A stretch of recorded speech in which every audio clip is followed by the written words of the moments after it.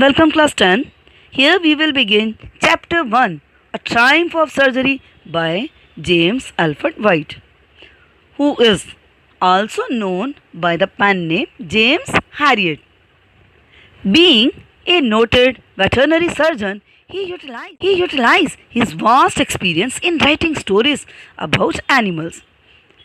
He wrote a series of books, each consisting of stories related to animals and their owners.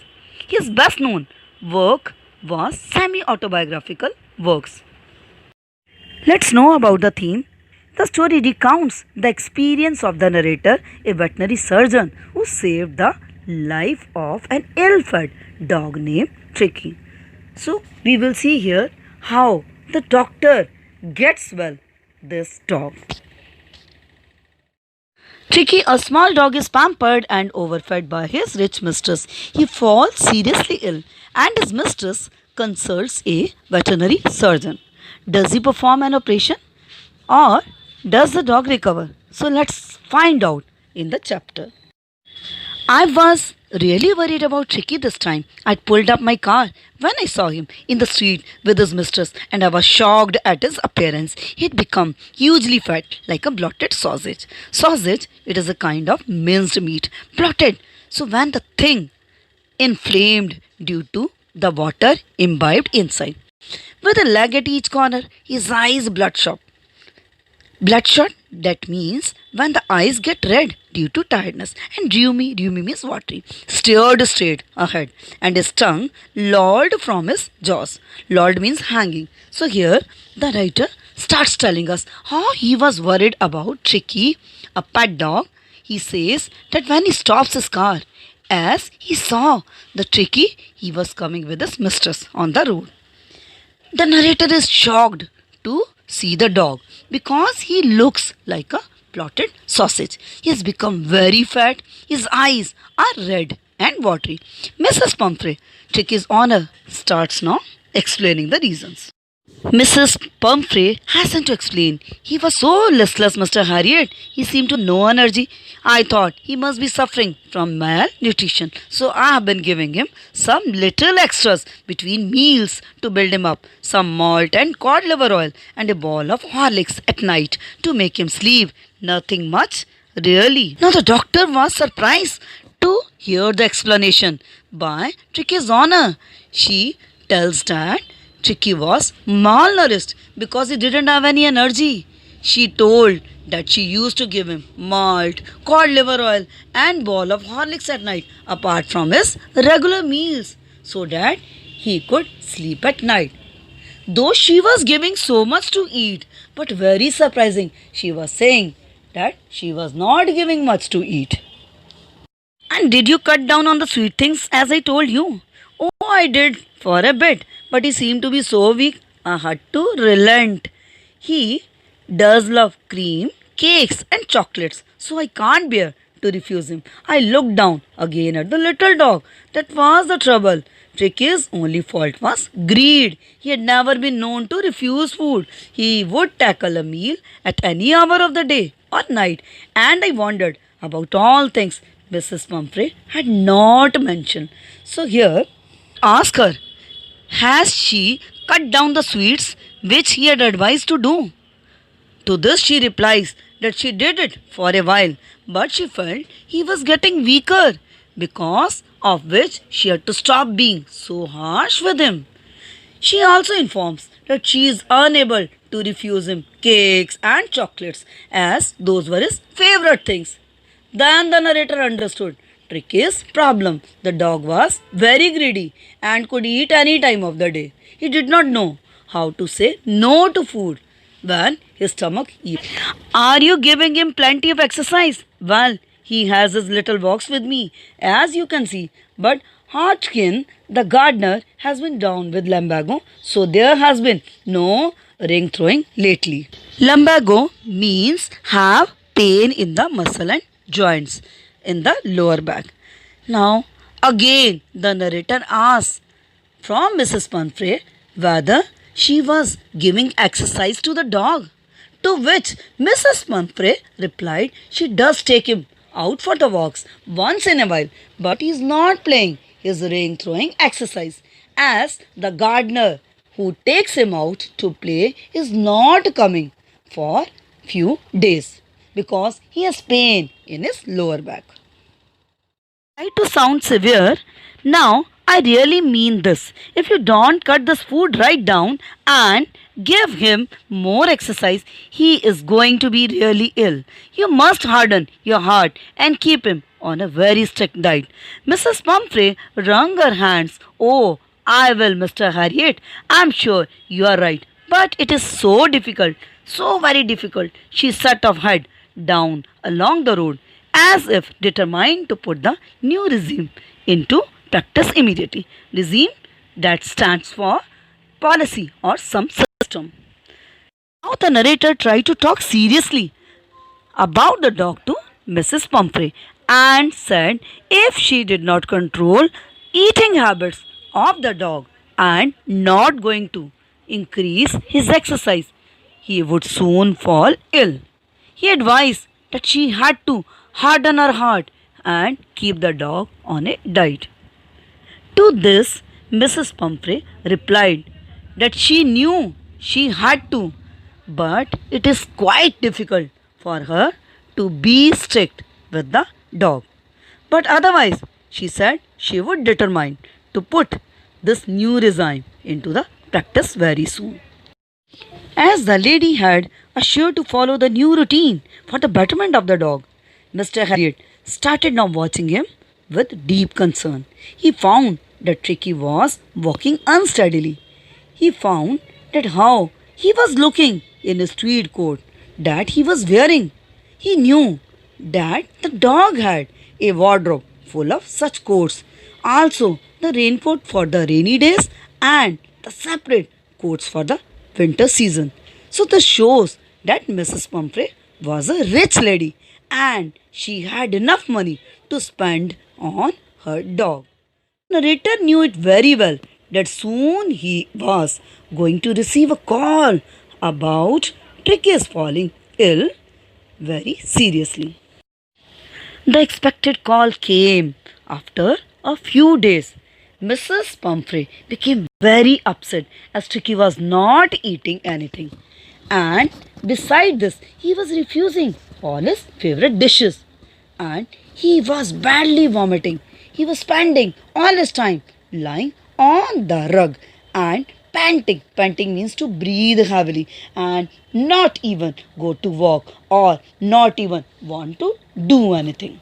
I had made my plans in advance. The only way was to get Tricky out of the house for a period.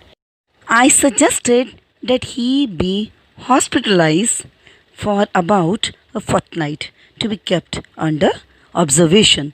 The poor lady almost swooned. Swooned means fainted. She was sure he would pine and die if he didn't see her every day. But I took a firm line. Tricky was very ill, and this was the only way to save him. In fact, I thought it best to take him without delay, and followed by Mrs. Pumphrey's wailings, I marched out to the car carrying the little dog wrapped in a blanket. Wailings, that means cries. Being a veterinary doctor, the narrator knew it. What would be the way to now recover this now ill dog? The only way to get Tricky well was to get him out of the house for few days. He suggested Mrs. Pumphrey it would be good to get Tricky hospitalized and keep him under the observation for 15 days.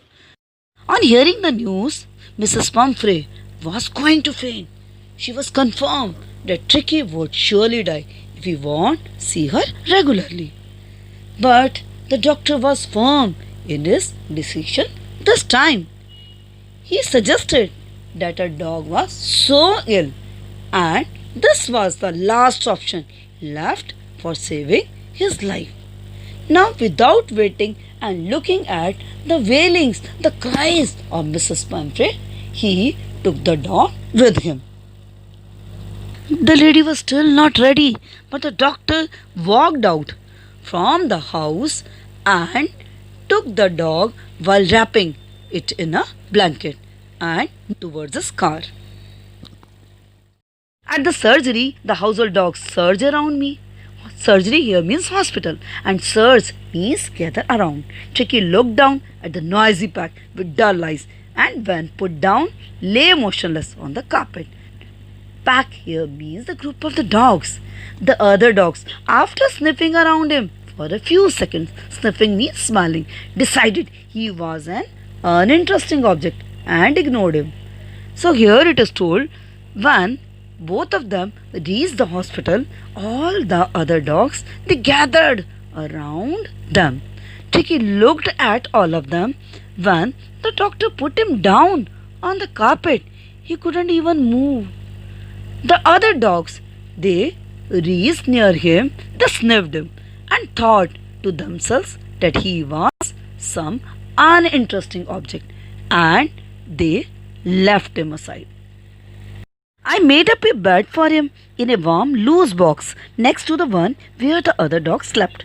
For 2 days, I kept an eye on him, giving him no food but plenty of water. At the end of the second day, he started to show some interest in his surroundings, and on the third, he began to whimper when he heard the dogs in the yard. Whimperings, that low, weak cry of a person in pain.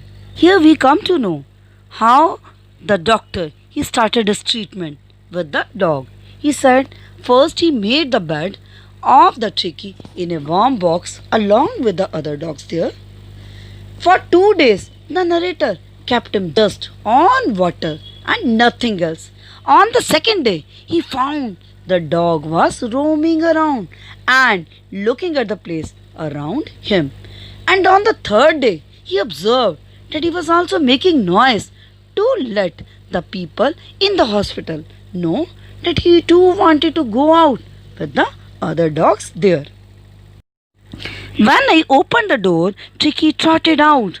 Trotted means moved, and was immediately engulfed. Engulfed means surrounded by Joe, the greyhound, that is a hunting dog, and his friends. After rolling him over and thoroughly inspecting him, the dogs moved off down the garden. Tricky followed them, rolling slightly with his surplus fat. The moment the narrator opened the door, Tricky quickly came out and was surrounded by Joe, who was the greyhound, and his friends. Again, after sniffing him for a moment, all of them left for the garden, where Tricky also followed them. Later that day, I was present at feeding time. I watched while Trizan sloped the food into the balls. Sloped here means spilled or thrown. There was a usual headlong rush, followed by the sounds of high-speed eating. Every dog knew that if he fell behind the others, he was liable to have some competition for the last part of his meal. Sloped here means spilled, and liable, that means likely to face. So later in the evening, when the narrator was present at the dinner table, he watched all the dogs there, especially Trizan, as he was spilling the food out of the bowl. All of them were hungrily eating with great speed, because they knew that if they didn't finish quickly, then the other dog would take his part. Do it very well. If they won't finish quickly, the other dog would come to eat their meal too. Entire staff was roused, and maids rushed in and out, bringing his day bed, his night bed, favorite cushions, toys, rubber drinks, breakfast ball, lunch ball, supper ball, realizing that my car would never hold all the stuff. I started to drive away. As I moved off, Mrs. Pumphrey, with a despairing cry, threw an armful of the little coats through the window. I looked in the mirror before I turned the corner of the drive. Everybody was in tears. Now it was confirmed the dog would be taken to the hospital. Mrs. Pumphrey, she roused all the maid servants of the house and asked them to get out all the tricky stuff from the home. His stuff included things like his day bed, night bed, favorite cushions, toys, rubber rings, breakfast ball, lunch ball, and a snack bowl. Ball, that means dinner balls. Mr. Harriet knew it very well that all this stuff for Tricky would not fit his car. As he was going to leave with Tricky, he found Mrs. Pumphrey came and started now crying desperately and throwing the more coats of the Tricky. When he was going to take the turn, he looked through the rear mirror. He found that everybody from the family they were now crying and were in the tears. Out on the road, I glanced down at the pathetic little animal gasping on the seat by my side. Gasping means to breathe heavily. I patted the head and Tricky made a brave effort to wag his tail. Wagging, that means moving. Poor old lad, I said, you have not a kick in you, but I think I know a cure for you, lad means boy. When his car moved on the road, the doctor gave a look down at this poor, helpless now animal who was breathing heavily by his side. He touched his head with the love. In response, the animal started now shaking his tail. The narrator thought then, and he told Tricky that he knew that how the Tricky would now get well soon. When they had finished, Tricky took a walk around the shining balls, licking casually inside one or two of them. Next day, an extra ball was put out for him, and I was pleased to see him jostling his way towards it. Jostling, that means pushing. When everybody finished the food, Tricky went around looking at the shining balls and also licking a few balls. The very next day, an extra ball was put for him, and the narrator felt very happy to see how Tricky went rushing towards that ball. From then on, his progress was rapid. He had no medicinal treatment of any kind. All day he ran about with dogs, joining in their friendly scrimmages. Scrimmages means fights. He discovered the joys of being bowled over, tramped on, and squashed every few minutes. He became an accepted member of the gang, an unlikely, silky little object among the shaggy crew. Shaggy, that means untidy or dirty crew of the dogs, fighting like a tiger for his share at the meal times and hunting rats in the old hen house at night. He had never had such a time in his life. From that day onward, Tricky started getting better really rapidly. He was not given any special medical treatment. He was only put on playing with the other dogs the whole day. Thus, the dogs, they all used to play with each other, bumping into each other, walking over each other, and squashing and fighting with one another. All of the other dogs now accepted him as a family member, though he was looking quite different from others, as he was given the well taken care of his rich honor. He used to fight for his meals with his fellow dogs, who were much larger in the size. At night, he would also hunt rats with them in the hen house. He was enjoying a lot, as he had never done such activities before in his life.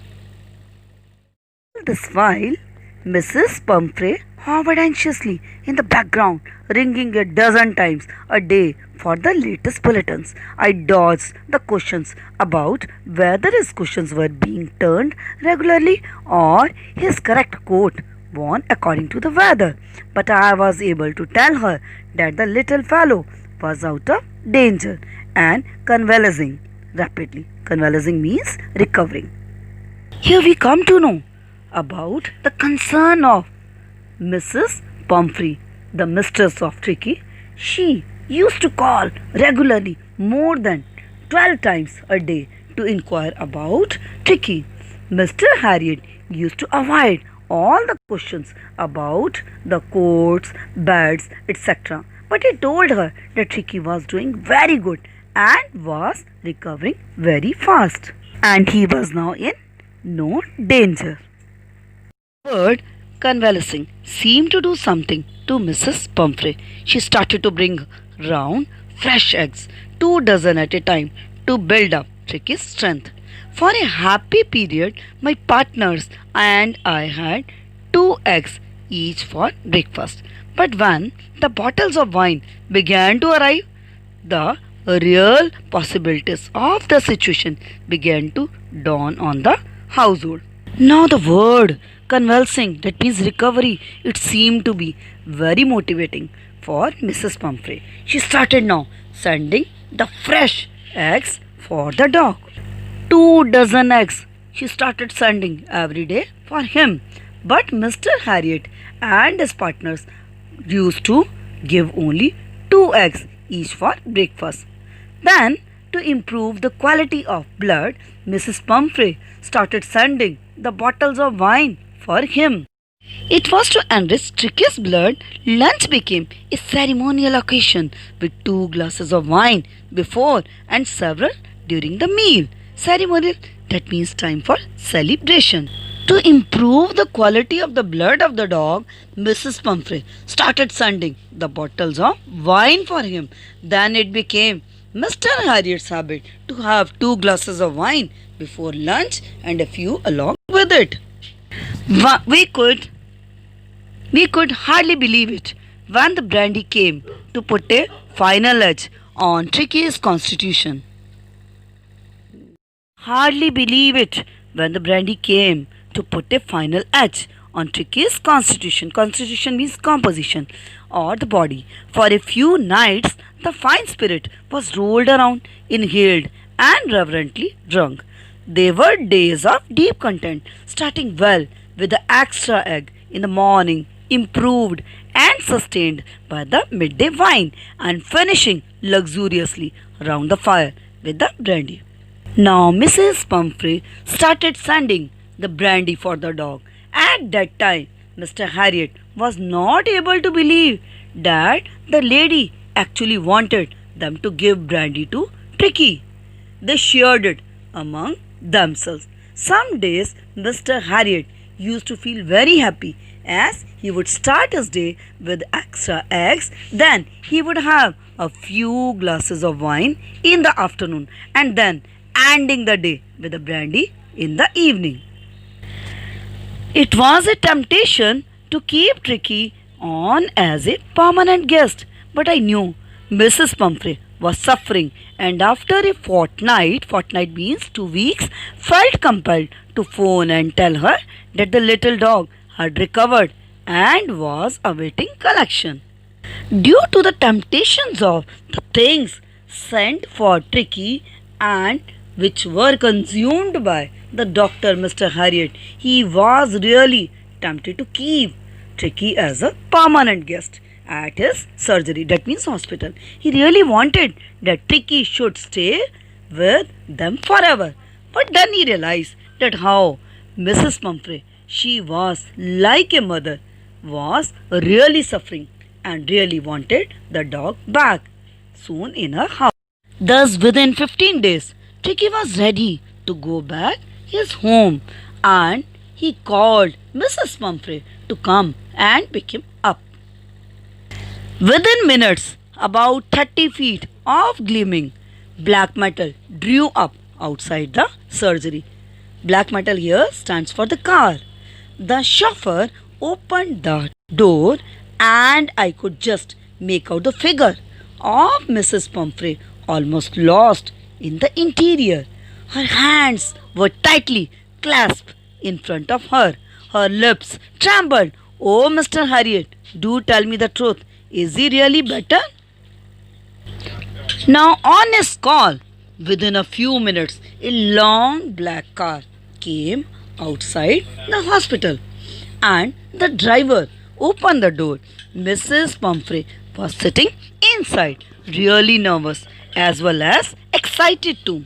She was asking with nervousness in her voice, "Was Tricky really better?" To which the doctor replied very positively, "Yes, he is fine. There is no need for you to get out of the car. I will go and fetch him." I walked through the house into the garden.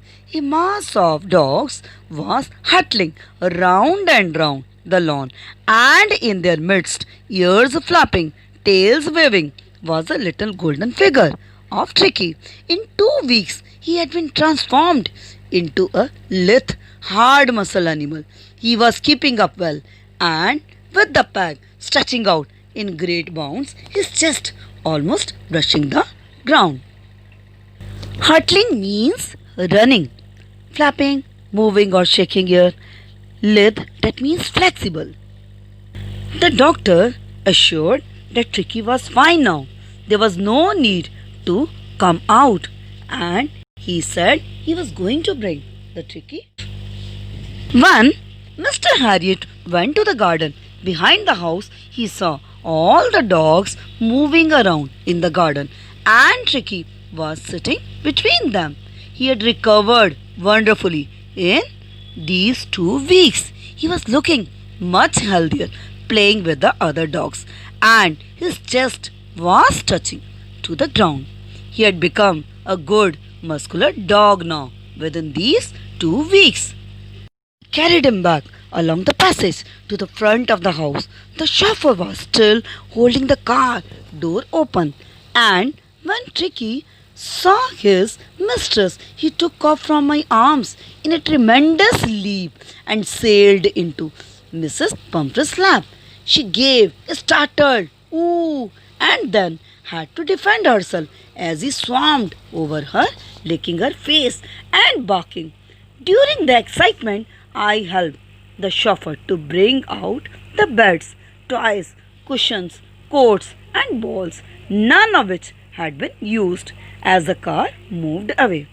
Mrs. Pumphrey leaned out of the window.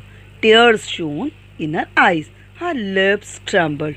"Oh, Mr. Harriet," she cried, "how can I ever thank you? This is a triumph for surgery."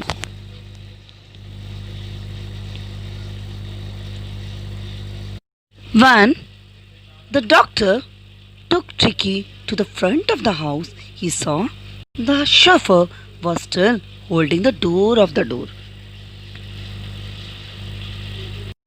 After reading this story, I feel you have all understood how overindulgence and pampering beyond a limit could spoil anyone, be it a pet or a child.